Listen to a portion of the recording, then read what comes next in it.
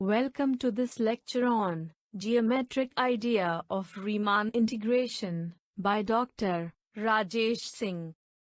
Good afternoon, everyone. Good afternoon, sir.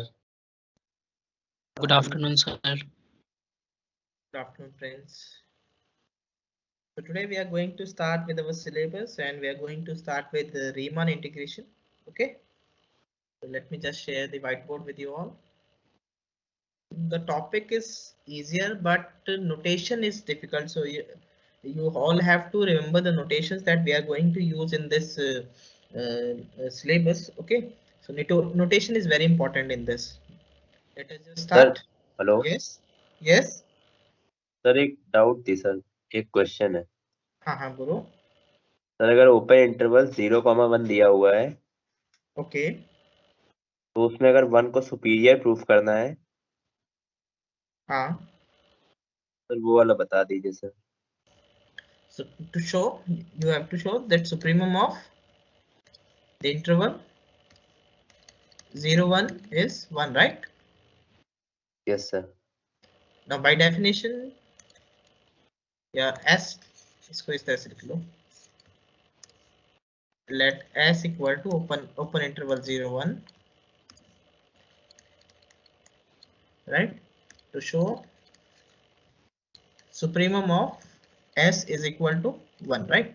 So it is similar to proving that supremum of infimum of this is 0. It is on the same lines. So now by definition, x is less than 1 for all x belonging to S, right? Every number in this interval is smaller than 1, right? By definition. इसकी definition ये होती है कि all those interval which lies between 0 and all those real numbers which lies between 0 and 1. So the numbers are smaller than 1. So 1 is an upper bound of S. Now we have to show it is least upper bound. So let V be any upper bound of V be any upper bound of S. Okay. Is it fine? Then claim. What is our claim? What we need to show?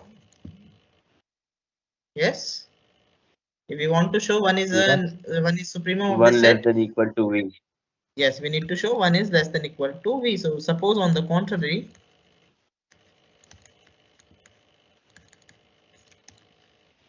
V is less than 1.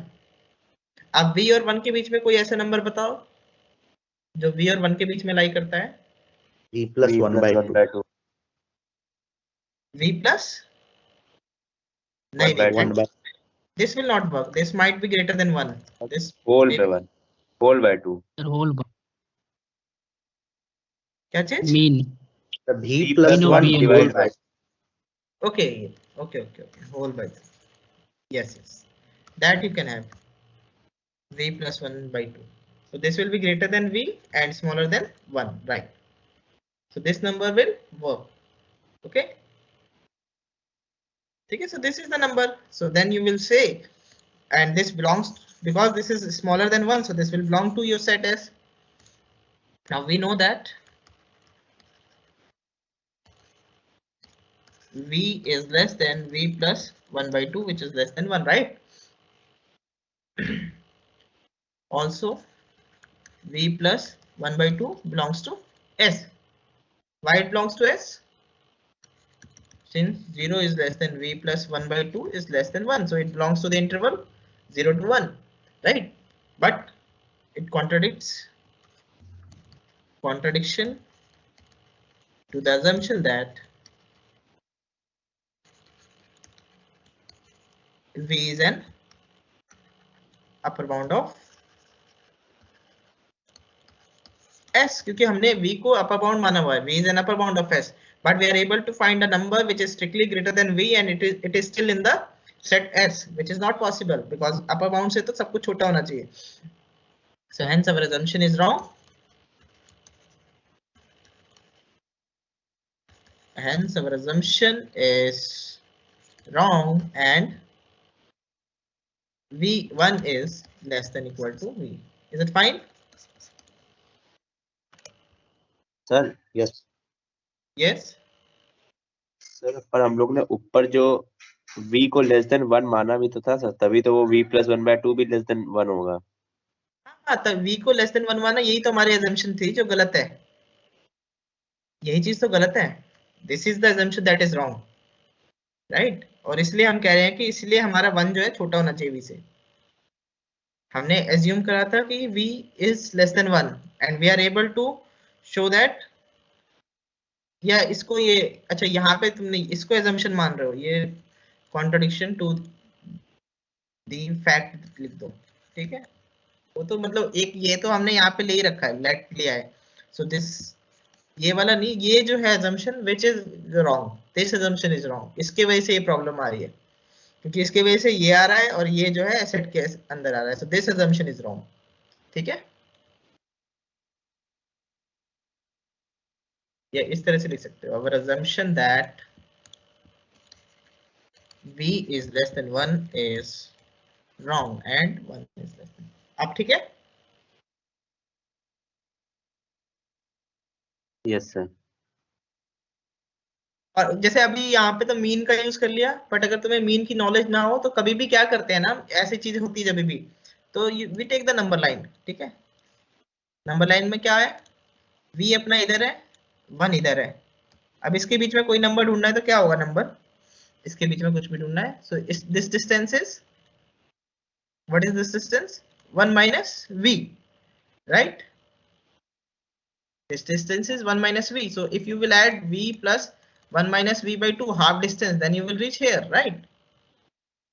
Which will come out to be equal to this, ठीक है? So ये use कर सकते हो। अगर ये mean ना भी याद रहे, मीन ना भी याद रहे, तो हमेशा जब भी तुम्हें दो नंबर के बीच में नंबर ढूंढना है तो क्या करो, उनका डिस्टेंस ले लो, उसको हाफ करके छोटे वाले नंबर में ऐड कर दो, you will get the number. Okay? Yes sir. ठीक है? So you can do this, ये डिस्टेंस लेके इसको 3 भी कर सकते हो, 4 भी कर सकते हो, कुछ भी, इसको डिस्टेंस को डिवाइड करके इसमें ऐड कर दो, तो that will, you will get a number which is lying between these two numbers, ठीक है? सो जब भी हमारे पास ऐसे दो डिस्टिंक्ट नंबर्स हो, उनके बीच में अगर कोई नंबर फाइंड करना हो, तो you can take the distance between the two numbers and takes उस नंबर को कुछ से डिवाइड करके उसमें ऐड कर दो पीछे वाले नंबर में, ठीक है?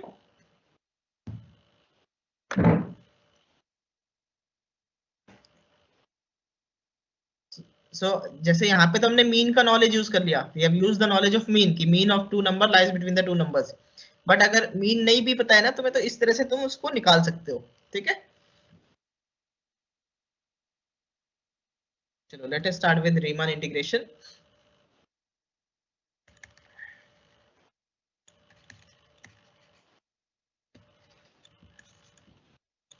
Okay, so this integration, it dates back to your,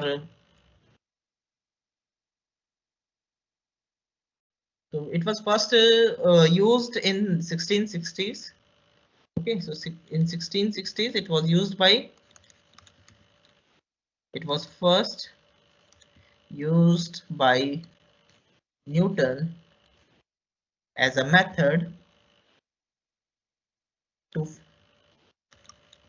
describe area under some given planar region, right? To find area under some planar region. Okay, so it was first used by Newton as a method to find area under in 1660s. Okay, so Newton first used this method, then it was in 1680 it was used by, it was introduced by Leibniz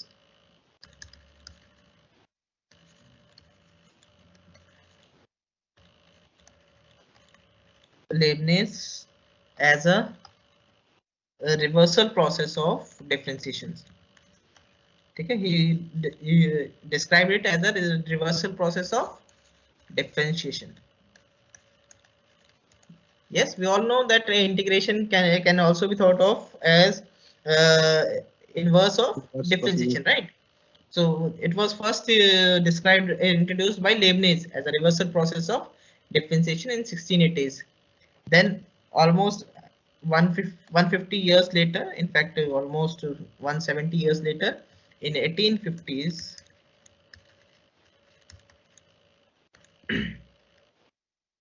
Riemann introduced so he basically introduced this to describe tangent lines, right?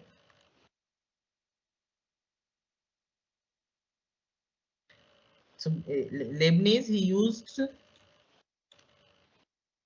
the tangent lines means our differentiation, right? Tangent lines to find areas. So he also used it to find areas, but he used as a reverse process of differentiation. Then in 1850s, Riemann introduced integration. So he also used the differentiation, some sort of differentiation. Then Leibniz also used some sort of differentiation, but Riemann introduced integration totally independent of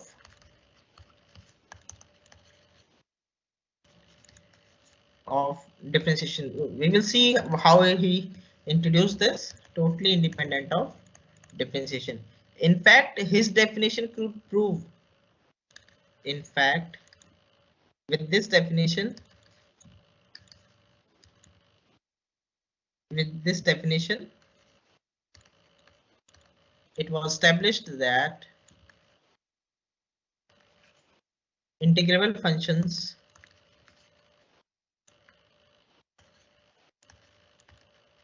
is a much larger class than differentiable functions. Okay. In fact, we will see is that we already know that every differentiable function is continuous, right? Yes. Yes, sir. Yes, we all know that every differentiable function is continuous. So differentiable function, then we know that every differentiable function is continuous, right? There are continuous functions which are not differentiable, but every differentiable function is continuous. So the class of continuous function is a larger class than differentiable functions, right? And we will see later on in our syllabus that every continuous function is integrable function, but there are integrable functions which are not continuous also. Okay, we will see all these results. We will see that integral functions are, every continuous function is integrable, but there are integrable functions which are not continuous. So he could prove that this class is a much larger class. The class of integral functions is a much larger class than continuous and differentiable function, and that's why this integration was named after Riemann. Although it was first introduced by Newton and then later on by Leibniz, but still it is named after Riemann because he was able to give a totally independent definition of integration which was not using differentiation, and and with this definition one could establish that the class of integral functions is a bigger class than continuous functions and differentiable functions. Okay.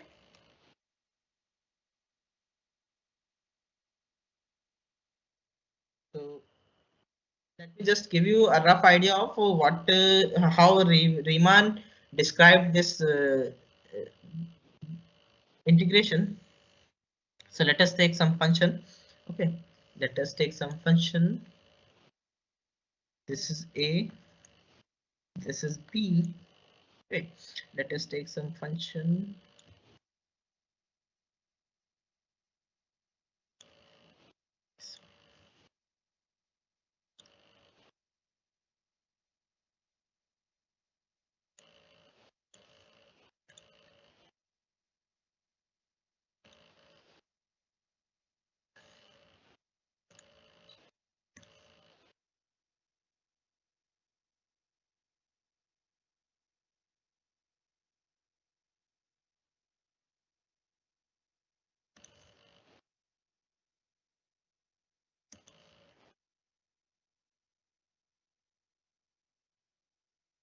Okay, so consider this function f.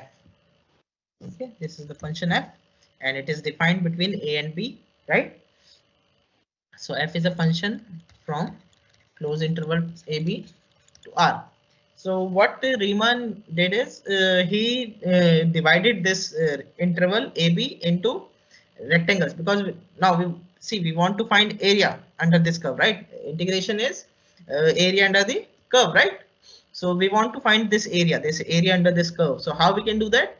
So what Riemann did was he divided this interval into, he partitioned this interval. So this, let us call this as x0, this as x1, some point x1, then some point x2, then some point x3, x4. So he partitioned this interval into some points, basically into sub intervals. So let us say we are partitioning this interval into 7 sub intervals: first, second, third, fourth, fifth, sixth, 7. Okay. Yes, sir. Then what he did was he took any point in this interval. He took any point. So for now we are taking the right. So what he did was he took any point in this interval. So right now I am taking the midpoints. Okay, I am taking the midpoints. So this is your T1. I am taking the midpoints. So this is your T1, T2, T3, T4, T5, T6, and T7. So he took the midpoints. So he took any arbitrary point in this interval, but right now we are taking the midpoints. Okay. So then what he did was he took the image of this. What this is ft1, right? So let me just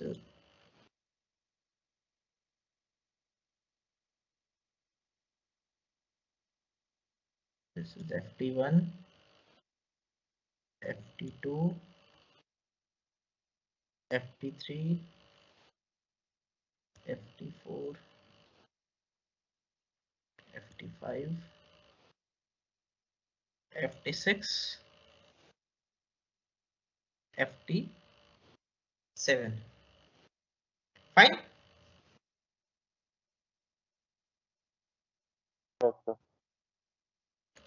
Now let me. So then he took these intervals, these rectangles. So what rectangles he took? Let me just. This is one rectangle. Okay. Then another rectangle.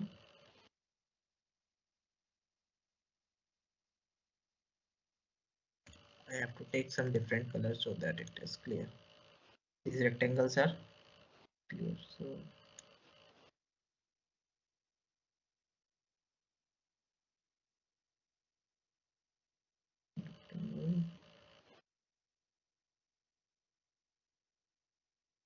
so he took these rectangles.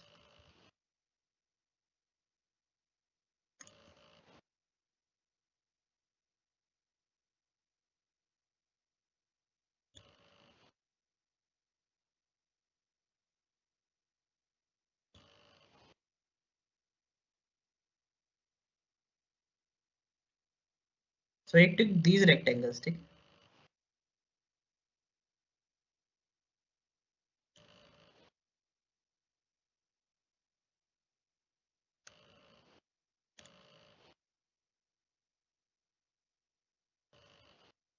So see, due to this point, so this rectangle, then due to this point, so this is ft1, right? This one is ft1, this value is ft2, this value is ft3, this value is, so he took these values ft4 and he made a rectangle out of that. Okay, ft5, ft6, right, and ft7. Now what is the area of these rectangles? If you calculate the total area of these rectangles, x1. What is the area of first rectangle? X1 minus a into f1. See, its height is, what is this length? Length is ft1, right? Into And ft1. its this breadth is x1 minus x1 minus x0, right? Yeah. So area of x0. rectangle 1 is ft1 into x1 minus x0. Now what is area of R2? Rectangle 2 ft2. ft2 into ft2 x2 x2 minus minus x1 x1, right? Area of R3 is ft3 into x3 minus x2 and so on. Area of R7 is ft7 into x7 minus x6, right? See, breadth of this rectangle is this distance is x1 minus x0, x2 minus x1. So this is the breadth of the rectangle and these are the length of the rectangles. So then he added all these areas. So total area is summation I equal to 1 to 7 fti xi minus 1, right? When you will add all these things, you will get this area, right? So this is very close to the area under the curve, right? This area is very close to the area under the curve. What are the things left? See, this area is left, this area is left, and there are some portions in which area is slightly bigger. So overall, it is approximately very close to the area under the curve, right? You can see this area, the area of these rectangles is very close to the area under this curve, right? So how we can decrease this error? Putting limit. make the point से भी 1/4 पे sir point बहुत लेके छोटे छोटे Yes, if we rectangles can लेके bring these points, if we can Infinitely bring these points very close to each other, right?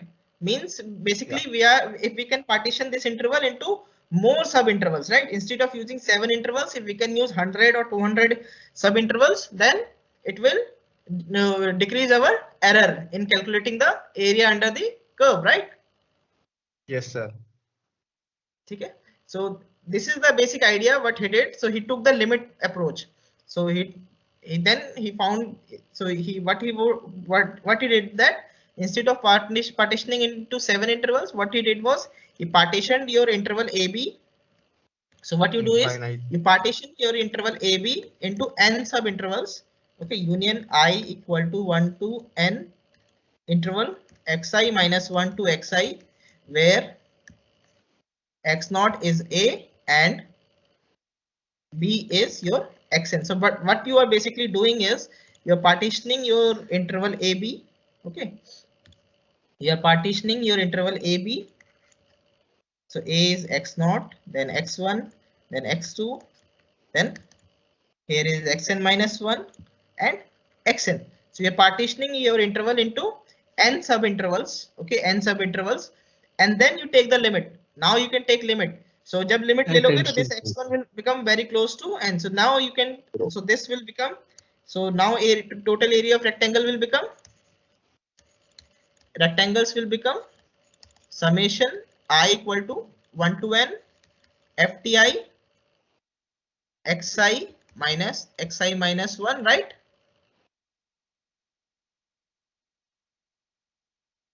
Yes. Yes, sir. And then, so then he said that area under the curve will be limit n tends to infinity. So you make these points infinitely large. So once you make these intervals infinitely large, so these points are very close to each other, right? So in that case, you will have almost a negligible error, right? So this is how he defined your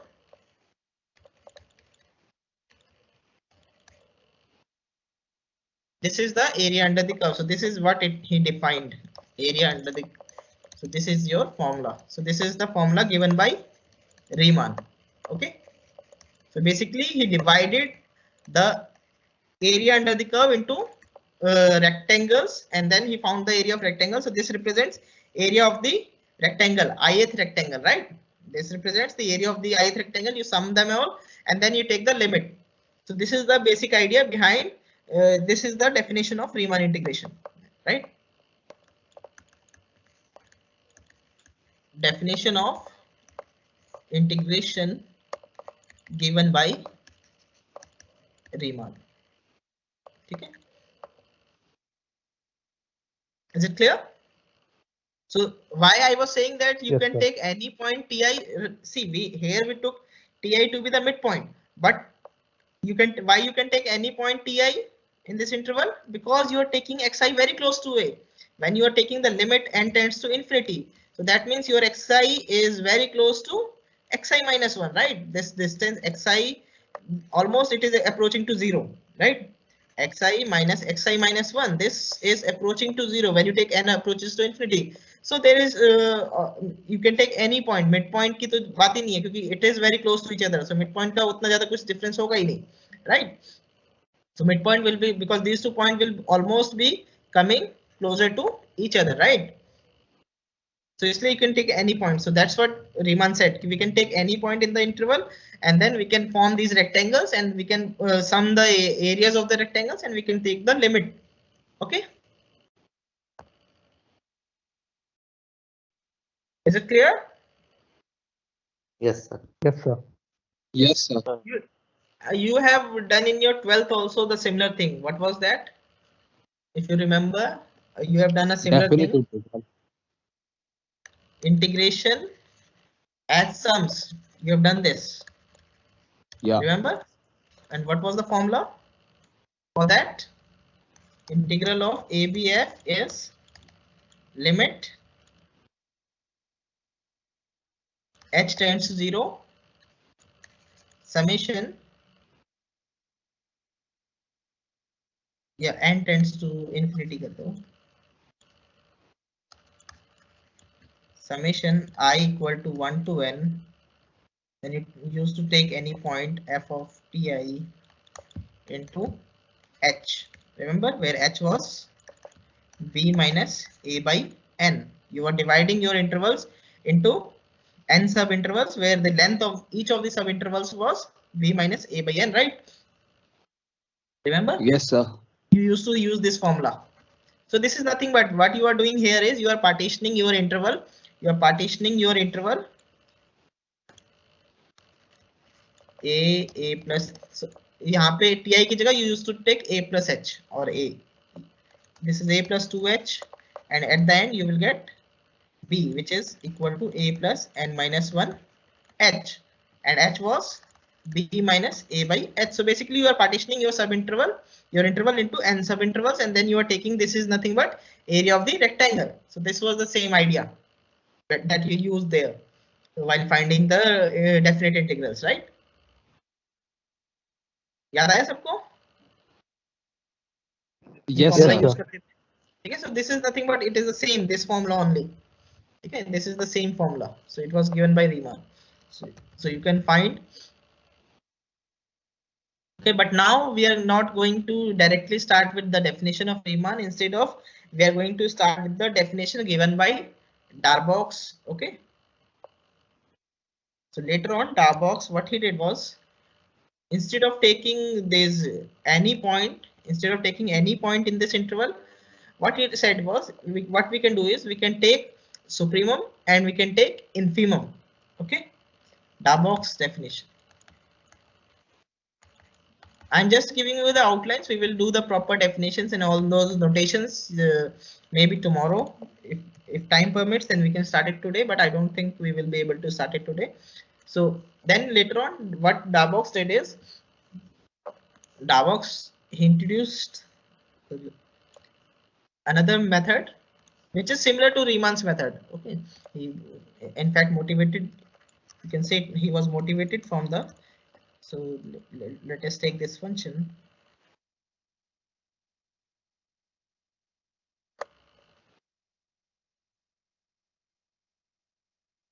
Okay, let us take this function.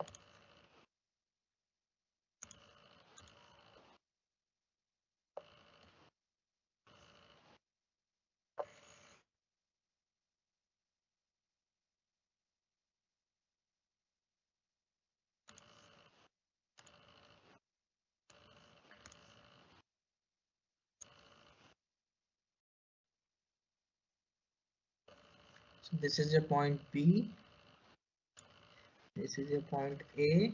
Okay,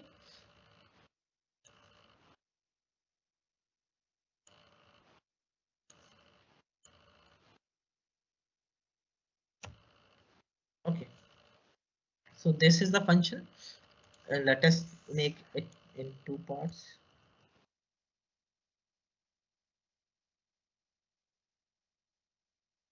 So he defined two terms. He defined upper sum. Okay, he defined upper sum and lower sum. So what he was doing is he was taking this. So he was partitioning the interval. Again, we will partition it into say 5 intervals. Right now, I am just to make you understand. I am partitioning into 3-4 intervals. X1, say X2, X3.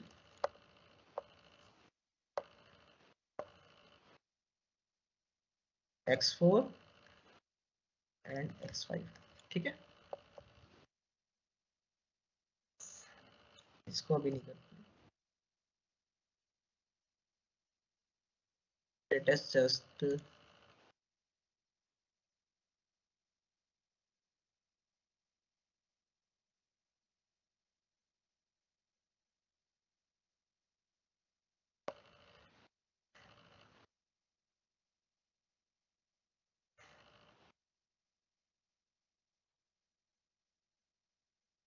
now it is fine.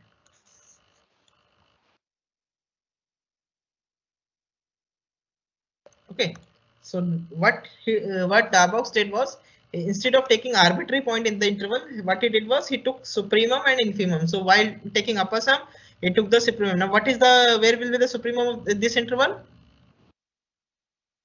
Yes, in this rectangle, what will be the supremum of the function f at this point? Right? x1 पे होगा. x1 पे, right? यहाँ पे supremum कहाँ पे आएगा? It will be around this point. Beach Yes? में कहीं. Yes, here. Then इसका यहाँ पे supremum इसका इस point पे होगा, इस interval का. x2 पे होगा. ठीक है?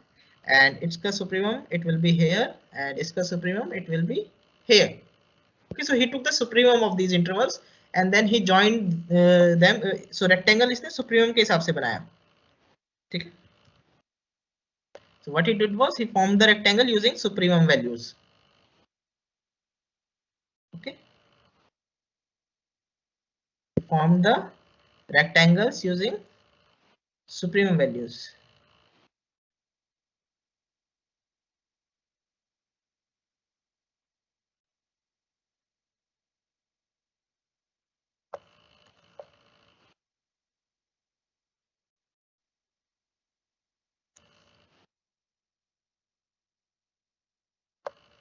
So let us make these rectangles.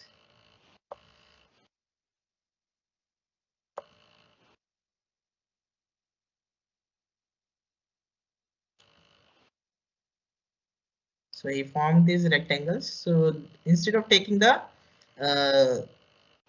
arbitrary values, what he did was he took the supremums of the intervals. So he called it as upper sum. Okay. Why it is upper sum? You can see all the rectangles, area of all the rectangles is slightly above the curve. So total area of this rectangles will be greater than the area under the curve, right? You can see that from the image. And similar thing, what he did was he took the lower sum on the right side. So let us mark what will be the infimums. In this interval, infimum will be here, right? Yes sir, at A. इसका infimum यहाँ पे हो जाएगा. इस interval का infimum it will be here, and दोनों का infimum यहीं पे होगा, right? And इस interval का infimum will be here. So let us now draw these rectangles first. So okay, then this line. And then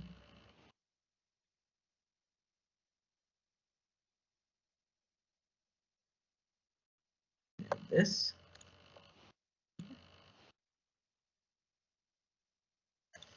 Okay, and then ये वाला इसके दोनों का ही सेम ही था. And then this. ठीक है? So these are the rectangles that he formed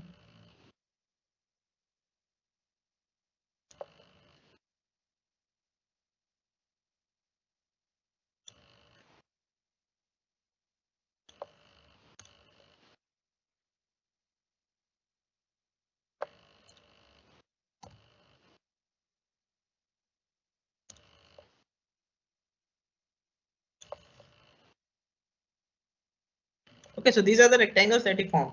So you can see here we are taking infimums, here we are taking supremums. Okay, so supremums we are taking. Okay, so let us call supremum as this point as m1. Okay, so supremum of this interval, and we're calling it as m1 is m2. So let m1 is equal to supremum of f over the interval x1 to x0 to x1, right? इसको m1 कह रहे हैं. Okay, and m2 is supremum of the, in fact this is the definition, x belonging to x1 to x2, right? Similarly you will have m5 which is equal to supremum of fx over the interval x belonging to x4 to x5, right? And infimum ko let us call it as infimum of fx x belonging to x0 to x1, okay, and sorry m1, and similarly you will have m5 which will be infimum of fx x belonging to the interval x4 to x5, right? Is it clear? Okay, so what will be the area of first rectangle here? R1. This is your R1, this is your R2, R3, R4 and R5. This is, you can say, या U1 कर दो क्योंकि अपर sums ले रहे हैं तो U1 कर दो, ठीक है? U1, U2, U3, U4, U5, L1, L2, L3, L4, L5. Now what will be the area of U1? Sir, M1 Area of U1. x1 minus x naught. Yes, its height is, you can say this is your m1, right? This height is m1 and distance is x1 minus x0, length into breadth, right? So m1 into x1 minus x0. Similarly, area of u2 is m2 into x2 minus x0. So sorry, x2 minus x1. So similarly, area of u5 will be m5 into x5 minus x4. So what will be upper? So this, the sum of these, so total area is called upper sum. Okay, upper sum is total area. Okay, so this is sum, all these you all add all this. So summation I equal to 1 to 5 mi into xi minus xi minus 1, right? So this is called upper sum. So basically what you are taking the supremums of these intervals and then you are taking the sums. So rectangle ka jo height hai, that you are taking as a supremum. Here the height of the rectangle you are taking as infimum, right? So area of L1 is m1 into x1 minus x0. Area of L2 is m2 into x2 minus x0. And area of L5 is m5 into x5 minus, sorry, x2 minus x1 x4. So your lower sum will be area of this L5, which will be summation I equal to 1 to 5 mi into xi minus 1. Fine. So upper sum lower sum समझ आ गया तुम्हें सबको? yes sir आ गया. अब यहाँ पे Yes, देखो, sir.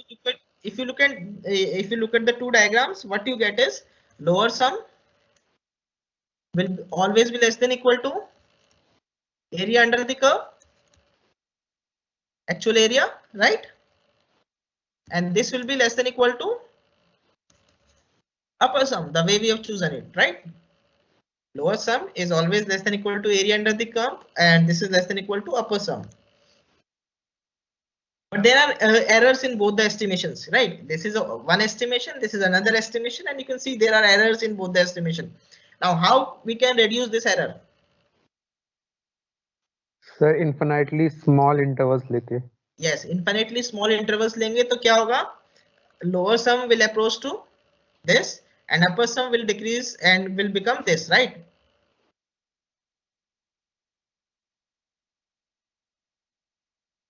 Yes. Yes, sir. Lower Yes, sum sir. will become this and upper sum will become this. Okay.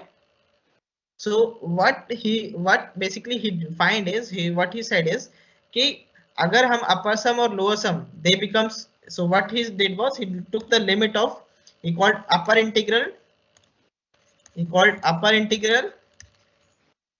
to be limit Equals of, to lower. he called upper integral to be limit of this mi xi minus xi minus 1. He called this limit n tends to infinity this to be upper integral, and he called lower integral to be this. Okay, mi xi minus xi minus 1, right? So he called these two. So this he called as upper integral, this he called as lower integral, and he said a function is integrable. A function f is integral. When it will be integrable? When जब upper दोनों equal हो integral जाएं. equals to lower Yes, integral. if upper integral is equal to lower integral, and this will be the value, and the common value will be the area of the integral, right? So in Area that under the case, curve. yes, in that case he said key area under the curve will be equal to upper integral, which will be equal to lower integral. Okay? So this was the definition given by Darboux. He said that the function is integrable if upper integral is equal to lower integral, and the common value is the area under the curve, is the value of the integral. Okay.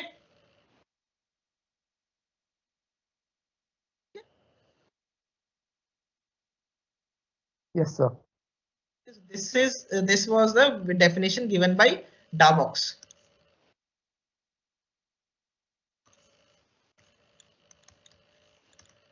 Definition given by Darboux. Okay. But still it is called but we say that function is Riemann integrable if upper integral is equal to lower integral. We still say that a function is Riemann integral. Why we call it as Riemann integral? Because this idea of approximating the area under the curve by rectangles was introduced for the first time by Riemann. Okay, Riemann introduced this idea of approximating area under the curve by this rectangles, right? What we are basically doing is we are approximating the area under the curve using rectangles, and we are taking the breadth of the rectangle so small that the area becomes exactly equal to the area under the rectangles, right? So that's why it is called Riemann integrable. It is not called Darboux integrable. It is called Riemann integrable because this idea of approximating area under the curve by rectangles was given for the first time by Riemann. But Darboux introduced this idea of using upper sum and lower sum. Okay, this has its own advantage. We will see because it is easier to find this difference. It is easier to, because what we basically do is instead of finding upper integral and lower integral, we take the difference of these two. What we do is we take the difference of upper integral, we take the difference of upper sum minus lower sum. Upper sum minus lower sum. This is called oscillatory sum. This is called oscillatory sum. Okay. This we will define all these things in our later on in our class. So this is called oscillatory sum. So it is upper sum minus lower sum, which will be summation I equal to 1 to n mi minus, so supremum minus infimum xi minus 1, right? And then you take the limit. So if this limit approaches, if this oscillatory sum approaches 0, then we say that the function is Riemann integrable, and we will see that it is easier to calculate this instead of finding this. That's why we use this method. We will do questions using both Riemann integration and Darboux integration by definition given by Riemann and as well as definition given by Darboux. But we will see that it is easier to calculate integral using this method instead of using this method, the method given by Riemann. Okay.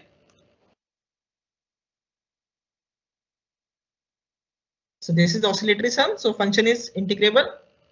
A function f is Riemann integrable if limit n tends to infinity, oscillatory sum becomes 0. If this oscillatory sum converges to 0 when you take n tends to infinity, then you say that the function is Riemann integrable. Okay. So this is the whole idea that we will be doing in this unit 1. We will be doing all this in unit 1. So I have given you the outline of what we will be doing in this unit 1 through this. Okay. तो ये सबको clear हो गया ना? Upper integral, lower integral, upper sum, lower sum, ठीक है. Proper definition we will do, but this is the idea. ये दिमाग में रखने से क्या रहता है कि तुम्हें आइडिया रहेगा कि lower sum is always less than equal to upper sum. जो कई this inequality, lower sum is less than equal to area under the curve and this is less than equal to upper sum. So all these inequalities, हमें बहुत जगह we will use these inequalities. So we should remember these inequalities. और सबसे अच्छा तरीका है कि उसको pictorially देखना, और pictorially इसलिए we have seen this. ठीक है. So proper definition we will start from Yes, sir. tomorrow. बाकी किसी को कुछ पूछना है? Anyone wants to ask anything up till here? Sir आप कुछ कह रहे थे, मतलब वो लोअर इंटीग्रल ज्यादा इजी होता है, मतलब उस टाइम थोड़ा डिस्टरबेंस हो गया था आसपास, तो सुन नहीं पाए. अच्छा नहीं, I was just saying that we will see. अभी हम जब कैलकुलेशंस करेंगे तो we will see that solution finding integration using this method is better than finding integration. इसमें थोड़ा टफ हो जाता है, इसलिए वी फॉलो दिस मेथड. ठीक है. ओके सर, धन्यवाद. इसलिए हम जो अपनी जो we will start with the definition of Darboux, that we will start with Darboux definition. We will not start with Riemann's definition. Riemann's definition को हम बाद में लाएंगे. We will first start with Darboux definition, but still it is called Riemann integrable because the idea was first introduced by Riemann. ठीक है. So no more questions. No sir, no more questions. Okay, so I'm ending this class. Bye everyone. Have a good day. Thank you, sir. Bye. Thank you for watching this video. To stay updated, please subscribe to our YouTube channel, Cosmos Learning. Happy learning through Cosmos Learning. To watch more, click on any of these cards. Thank you once again.